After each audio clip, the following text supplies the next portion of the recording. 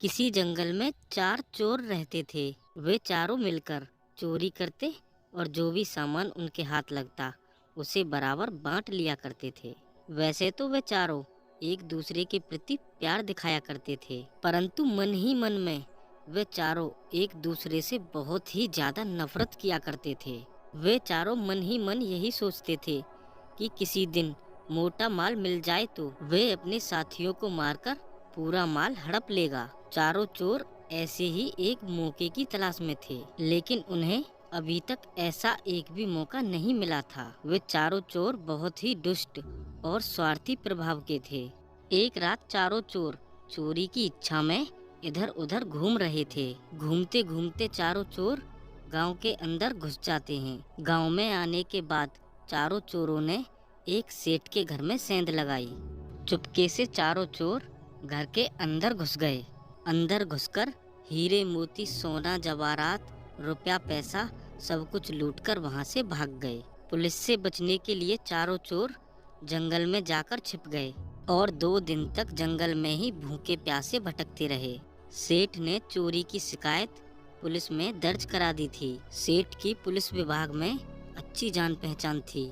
उधर जंगल के चप्पे चप्पे पर पुलिस फैली हुई थी। जंगल से निकलना चोरों के लिए खतरे से खाली नहीं था। चोरों की इच्छा थी कि कुछ दिन और जंगल में ही छिपें, मगर धीरे धीरे उनके पास से खाने पीने का सभी सामान खत्म होता जा रहा था। कुछ दिन तो भूख बर्दाश्त की, लेकिन जब भूख बर्दाश्त करना संभव न रहा तो उन्होंने शहर से खाना मंगाने का निश्चय किया। उन्होंने आपस में सलाह मिलाई कि 2 लोग बाजार से खाना लेने के लिए जाएंगे और 2 लोग सामान के पास यहीं जंगल में ही रुकेंगे। आपस में सलाह करके 2 लोग शहर चले गए ताकि वहाँ की स्थिति का पता चल सके और अपने साथियों के लिए भोजन ले आएं। शहर जाकर उन्होंने भरपेट खाना खाया और शराब पी। उसके बाद उन्होंने योजना बनाई कि वे अपने दोनों साथियों को मारकर सारा माल खुद हड़प लेंगे।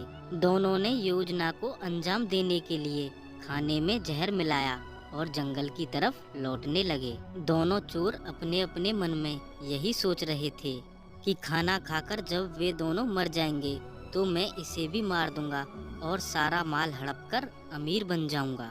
उधर जंगल में दोनों चोरों ने खाना लेने गए दोनों साथियों को मारने की योजना बना ली। वे भी उन्हें मारकर सारा धन हड़प लेना चाहते थे। जब वे दोनों शहर से खाना लेकर वापस आए तो जंगल में ठहरे दोनों चोरों ने अपने साथियों पर चाकू से हमला कर दिया और उन्हें मौत के घाट उतार दिया।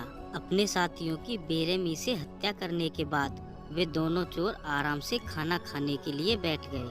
खाने में पहले से जहर मिला होने के कारण वे दोनों चोर भी तड़प तड़प कर वहीं मर गए।